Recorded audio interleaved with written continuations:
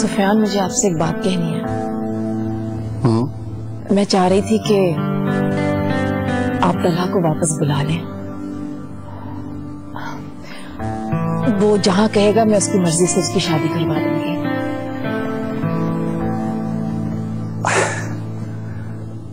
तुम्हारे ख्याल में मैंने उससे ये बात नहीं की होगी? औलाद चली जाए तो माँ के साथ साथ बाप भी अकेला हो जाता है।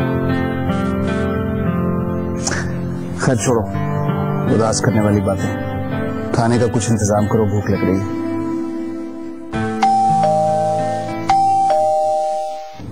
इस वक्त कौन आ गया? मैं देखती हूँ। नहीं नहीं, बैठो, मैं देखता हूँ।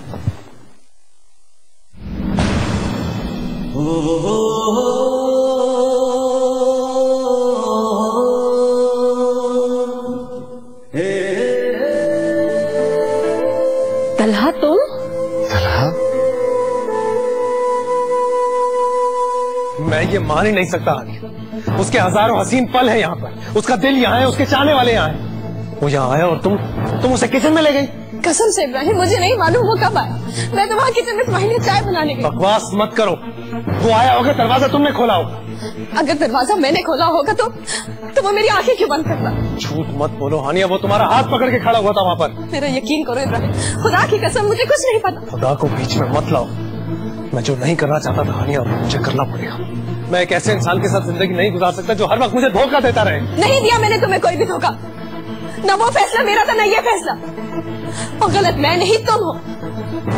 मैं तो सोच भी नहीं सकती कि तुम भी अपने पापा की तरह। हानिया! इब्राहिम, ये सब क्या है? क्यों मारा तुमने हानिया को थप्पड़?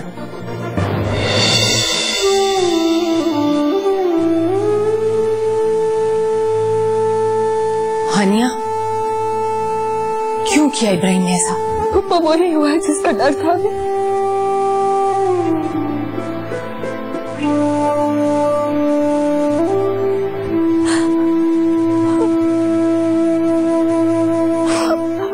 अम्मा जानी, मैं आपको सही कह रही हूँ। तलहा वापस आ गया है हमेशा के लिए। अरे बेटा, बहुत बहुत मुबारक हो। ये तो बहुत ही अच्छा हुआ है। तुमने हमें रात को क्यों नहीं बताया? वो रात को बहुत देर से आया था, आप उस वक्त सो गई होंगी। और वैसे भी तलहा ने कहा था कि नाश्ते के बाद हम सब साथ चलेंगे और अम्मा जानी को सरप्राइज देंगे। लेकिन अम्मा जानी मुझसे ये खुशी नहीं संभाली जा रही थी ना, इसलिए आपको फौरन फोन कर लिया। अब आप ये बात किसी को बताइएगा नहीं, ठीक है? भाई, जब कोई औरत किसी दूसरी औरत को कोई राज की बात बताती है ना, तो उससे यही कहती है कि किसी को बताना मत। भाई, नहीं बताएंगे किसी को, लेकिन प्लीज बेटा उसको लेकर तो आओ। हम तो उसे सीने से लगाने के लिए तड़प रहे हैं। यकीन जानो सालेहा, उसके आने की खबर सुनकर ही हमारे तो कलेजे में ठंडक पड़ गई। बस तुम उसको लेके जल्दी से आ जाओ।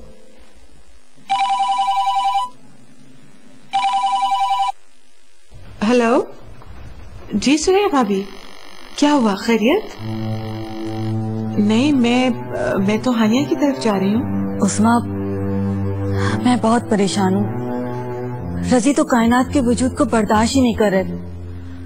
वो सामने आ जाए तो उठकर चले जाते, उससे बात भी नहीं करते। सिर्फ रजी नहीं, इस घर में कोई भी उससे बात नहीं करता। पता नहीं इस घर के माहौल को क्या हो गया है। हाँ सुरैया भाभी, मगर आप कायनात का रवैया भी तो देखिए ना। हम तो समझे थे कि ठोकरें खाकर आई है, संभल जाएगी, लेकिन खैर, अब जो कुछ भी हो रहा है उसे होने दें।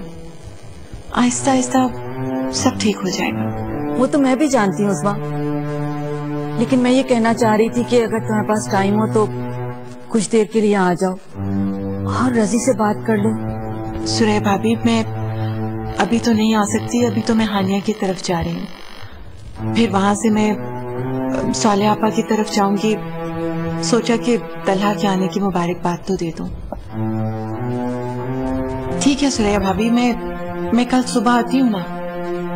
कल संडे भी है, रजी भाई घर पर होंगे, आराम से बैठकर उनसे बात करूंगी। ठीक है, अल्लाह हाफिज।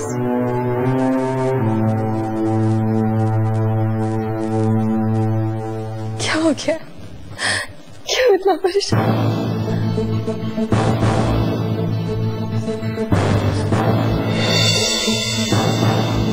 क्या हुआ इब्राहिम? मैंने फैसला कर लिया आनिया, मैं तुम्हें तलाक दूंगा। इब्राहिम, ऐसा क्यों कर रहे हो? इसलिए क्योंकि मैं अपनी बीवी की बदकारी बर्दाश्त नहीं कर सकता। इब्राहिम प्लीज, प्लीज ऐसा मत करो। दफा हो जाओ यहाँ से। इब्राहिम, मैं अब तुम्हारी शक्ल भी देखना पसंद नहीं करूंगा। निकल जाओ यहाँ से और मुझे तुम्हारी अपनी शक्ल मत दिखाना। इब्राहिम, इब्राहिम दरवाजा खोलो। इब्राहिम प्लीज ऐसा मत करो। इब्राहिम, इब्राहिम मुझे तलाक मत दो।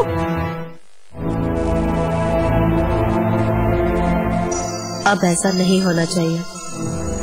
तलहा वापस आ चुका है और हानिया को इब्राहिम ने तलाक दे दी तो उसके रास्ते की सारी दीवारें गिर जाएंगी। लेकिन वो सारी दीवारें गिराने का इंतजाम तो तुमने खुद कर दिया है कायनात बेगम। कभी कभी अक्ल की इस्तेमाल कर लिया करो। अब तो मामला बहुत बढ़ चुका। अब तुम कुछ नहीं कर सकती। बहुत बेअक्ल हो तुम।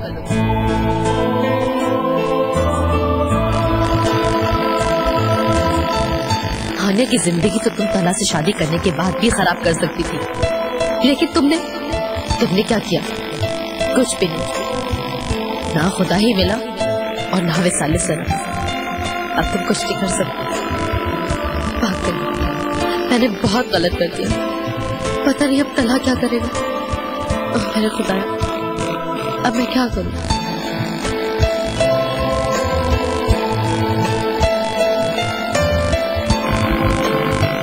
इब्राहिम तुम्हें तलाक देना चाहता है। ठीक है, दे दे वो तलाक। तुम वहां अब नहीं जाओगी।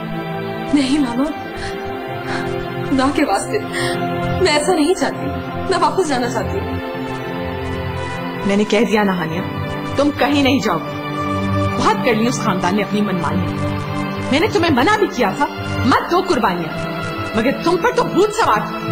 और कुर्बानी दी भी तो किसके लिए? जावेद के उस गंदे खून के लिए। मामा प्लीज ऐसी बातें मत करें। इब्राहिम बहुत अच्छा है। वो तो बस कायनात की बातों में आकर। मैं इब्राहिम को मना लूं।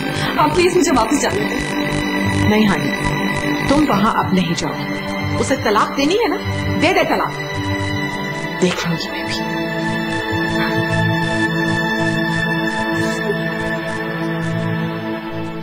ऐसा नहीं हो सकता फातिमा। ये बात तुम्हारे दिमाग में आई भी कैसे? जिस लड़के से शादी को उसने भरे पिंडाल में इनकार किया हो, उससे भला कौन शादी के लिए तैयार होगा? अपने जहन को माकूल बातों की तरफ लगाओ, उल्टी सीधी बातों की तरफ नहीं। नई नई बातें सोचती है तुम्हें। अम्मा भी ऐसा हमें कुछ भी नहीं सूझा। आप यकीन करें, ये बात कायनात ने हमें खुद बताई थी। दिमाग खराब हो गया कायनात का। क्या समझती है वो? इतने बड़े बड़े गन घोल लेने के बाद वो अपना घर बसा लेंगी? और तुम्हें भी उनसे ज्यादा सैलाबा बढ़ाने की जरूरत नहीं है। वो इस काबिल नहीं है कि उन्हें मुंह लगाया जाए। अपने काम से काम रखा करो। तुम्हें भी बातें करने का बहुत शौक है। आप सारा इल्जाम हमें क्यों दे रही हैं? अगर अब कोई हमसे बात करे तो क्या हम अपने कान बंद कर लें? हाँ, बंद कर लिया करो। और किसी की कही हुई बात जुबान से लौटाना मत, वरना हम तुम्हारी जुबान खींचकर बाहर फेंक देंगे। हम आपको बहुत खलने लगे ना। आप ऐसा करें कि हमें ही जान से मार दें। इतना अरसा आप हानिया के साथ रहे, लेकिन अभी तक उसको जान नहीं पाए। भाई आपको क्या लगता है खानदान वाले पागल हैं? उन्होंने जानते पूछते आपकी शादी हानिया से करवा दी? नहीं, हम लोग पागल नहीं हैं। हम लोग जानते थे अगर हानिया ने कोई फैसला किया है तो वो उस पर कायम भी रहेगी। आप अच्छा सिला दे रहे हैं हानिया को, उसकी ईमानदारी को, उसकी वफादारी। इससे तो बेहतर होता आपकी शादी कायनात जैसी किसी लड़की